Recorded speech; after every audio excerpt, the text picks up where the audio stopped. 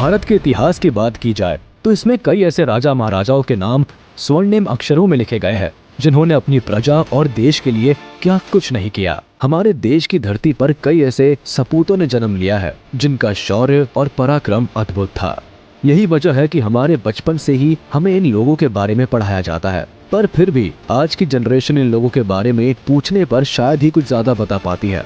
ऐसे में इन महान लोगों की छवि आपकी क्या किसी की भी नजरों में धुंधली नहीं होनी चाहिए। इसलिए हम आज आपको भारत के उन 10 महान, साहसी और निडर राजाओं के बारे में बताने वाले हैं जिनका होना हमारे भारत के लिए एक वरदान साबित हुआ। 41 साल तक राज करने वाले राजा हर्षवर्धन के बारे में जितना लिखा जाए उतना कम है। पिता और बड़े भाई की मौत के बाद इन्हें सिंहासन सौंप दिया गया था। राजा हर्षवर्धन ने लगभग पूरे उत्तर भारत पर राज किया। यही वजह थी कि इन्हें भारत के एक महान और शक्तिशाली राजा के तौर पर आज भी याद किया जाता है। इनके शासन के दौरान भारत ने अपनी सभी ऊंचाइयों को छुआ। यही नहीं, हर्ष के राज में भारत का आर्थिक रूप से भी काफी सुधार हुआ। माना जाता है कि हर्ष ने अरब पर भी चढ़ाई कर दी थी, लेकिन रेगिस्तान की एक जगह पर उन्हें रोक दिया गया। इनकी सेना की बात की जाए तो उसमें लाखों सैनिक थे, जिसमें हाथियों की तादाद भी अच्छी खासी थी। हर्षवर्धन को साहित्य में भी काफी रुचि थी, जिसके चलते उन्होंने रत्नावली, प्रियदर्शिका और नागरानंद नाम के नाटकों की भी रचना की। भारत के स्वतंत्रता सेनानी कहे जाने वाले महाराणा प्रताप के शौर्य की गाथाएं हम सब ने अपने बचपन से ही पढ़ी है।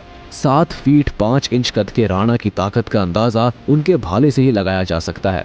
राणा का भाला लगभग 81 किलो का था, जिसे वो हमेशा अपने साथ रखते थे। उनकी 2 तलवारें 208 किलो की थी और उनका कवच 72 किलो के आसपास का था। अब आप इसी से इस वीर योद्धा की क्षमताओं का अंदाजा लगा सकते हैं। महाराणा प्रताप एक ऐसे राजा थे जिन्होंने अपनी प्रजा और देश के लिए अपने राज्य तक को छोड़ दिया था और जंगलों में कई सालों तक केवल घास की रोटी खा के दिन गुजारे थे। राणा युद्ध के दौरान भी एकदम बराबरी का युद्ध लड़ते थे। तभी तो दुश्मन की तलवार अगर गिर जाती तो उसे अपनी एक तलवार देकर लड़ा करते थे। यही नहीं, राणा को जानवरों से एक अलग लगाव था। तभी तो जहां इतिहास में राणा का नाम स्वर्णिम अक्षरों में लिखा है, वहीं उनके वफादार घोड़े चेतक के भी खूब चर्चे है।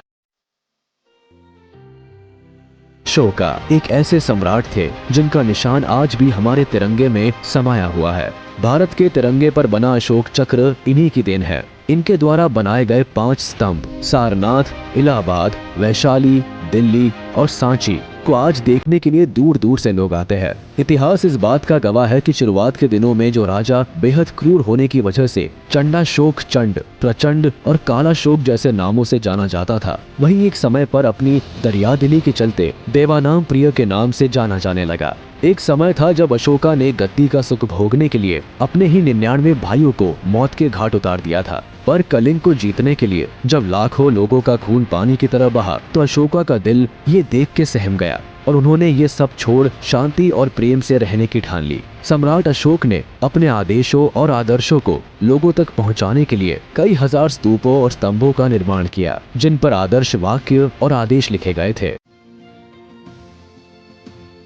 भारत के इतिहास में अकबर का शासनकाल बहुत महत्वपूर्ण माना जाता है। अकबर ने मुगल साम्राज्य को 3 गुना ज्यादा बढ़ा दिया था। जहां एक तरफ वो अपने राज्य को बढ़ाने पर ध्यान देते थे, तो वहीं उन्होंने महिलाओं, धर्म और शिक्षा के लिए भी कई ऐसे काम किए जिन्हें भुलाया नहीं जा सकता।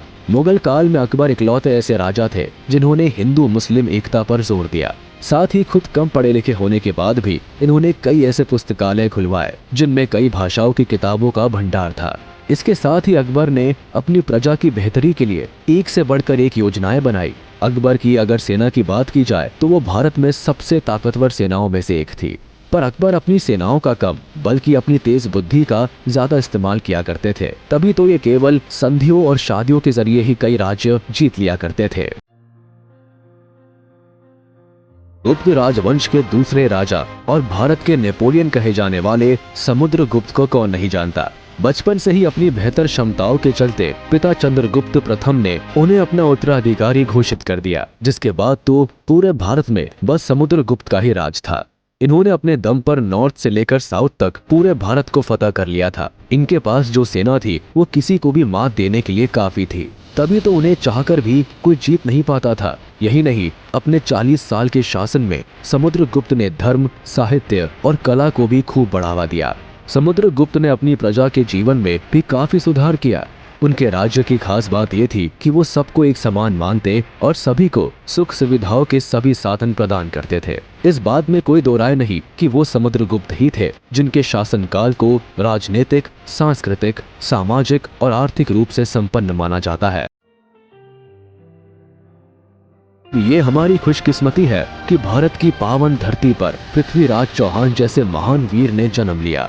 इन्हें हरा पाना किसी के बस की बात नहीं थी, पर कहते हैं जब अपने ही आपकी मौत के दुश्मन हो तो आप चाहकर भी कुछ नहीं कर पाते। कुछ यही कहानी पृथ्वीराज चौहान की भी थी, जिन्हें खुद उनके ससुर राजा जयचंद ने दुश्मन का साथ देकर मरवाया था। अजमेर के राजा सोमेश्वर चौहान के यहाँ जन्मे पृथ्वीराज चौहान बचपन से ही प्रतिभाशाली थे। कम उम्र में पिता को खोने के बाद पृथ्वीराज को अजमेर के राजगढ़ की गद्दी सौंप दी गई, जहां उनकी बल बुद्धि के कारनामे देख दादा इतने खुश हुए कि उन्हें दिल्ली सिंहासन का उत्तराधिकारी बनाने का ऐलान कर दिया। पर राजकुमारी संयोगिता से शादी करने के बाद इनके सिर पर खतरे के बादल मंडराने लगे। जहां मोहम्मद गौरी 17 बार इन पर आक्रमण कर इन्हें नहीं हरा पाया, वहीं 18वीं बार इनके ससुर ने इनके दुश्मन का साथ दिया और इन्हें हरा कर कैद करवा लिया, जहाँ इनकी आंखें तक फोड़ दी गई। पर कहते हैं कि एक वीर अंत तक एक वीर ही रहता है, तभी तो अंधे होने के बाद भी सम्राट ने मोहम्मद गौरी को एक तीर से मार गिराया था। बचपन से ही हमने चंद्रगुप्त मौर्य के बारे में पढ़ा और टीवी सीरियल्स में इनकी महान कहानियों को देखा है। ये वही वीर थे जिन्होंने भारत में मौर्य समाज की स्थापना की। साथ ही इन्होंने उस समय छोटे छोटे सभी राज्य को एक साथ जोड़ा और एक बड़ी ताकत के रूप में लाकर खड़ा कर दिया। चंद्रगुप्त मौर्य ने अपने जीवन में जो कुछ हासिल किया, उसके पीछे चाणक्य जैसे महान गुरु की शिक्षा और कुछ कर दिखाने का साहस ही था। बचपन से ही चंद्रगुप्त उस समय मगध पर राज कर रहे नंदा एम्पायर के राजा धनानंदा से अपनी मां के अपमान का बदला लेना चाहते थे, जिसके चलते उन्होंने चाणक्य से शिक्षा लेनी शुरू की और अपनी एक ऐसी सेना बनाकर तैयार कर दी जिसका सामना कर पाना आसान बात नहीं थी। इस सेना के बल पर चंद्रगुप्त ने धनानंदा को मगध से जड़ से उखाड़ फेंका और अपने नाम का झंडा पूरे भारत में लहरा दिया। भारत में छत्रपति शिवाजी महाराज को भगवान की तरह पूजा जाता है, क्योंकि यही वो राजा थे जिन्होंने मराठा साम्राज्य की स्थापना की। शिवनेर के दुर्ग में जन्मे शिवाजी बचपन से ही अपने माता पिता और गुरु से वीरता, धर्म और शक्ति का पाठ पढ़ते आ रहे थे। यही वजह थी कि केवल 18 साल की उम्र में ही शिवाजी ने मराठा साम्राज्य को बनाने के लिए अपनी सेना बनाना शुरू कर दी। यही नहीं, शिवाजी के बल, बुद्धि और ज्ञान को देखते हुए कई बार लोगों ने उन्हें मारने के भी कई तरीके निकाले, पर शिवाजी इतने चौकन्ने रहते थे कि परिंदा भी उनके सामने पर नहीं फड़फड़ा पाता था। जिस समय मुगलों और अंग्रेजों के सामने कोई बोलने से भी बचता था, उस समय वो शिवाजी ही थे जिनसे ये दोनों टकराने से डरा करते थे। अपनी वीरता और बुद्धि के बल पर शिवाजी ने उत्तर से लेकर दक्षिण तक में अपना दबदबा बनाया हुआ था। तो ये थे भारत के कुछ महान और वीर शासक, जिन्होंने अपनी वीरता के प्रमाणों से इतिहास के पन्नों को भर रखा है। तो आज के लिए बस इतना ही। जाने से पहले अपने फेवरेट किंग के बारे में कमेंट बॉक्स में जरूर बताएं।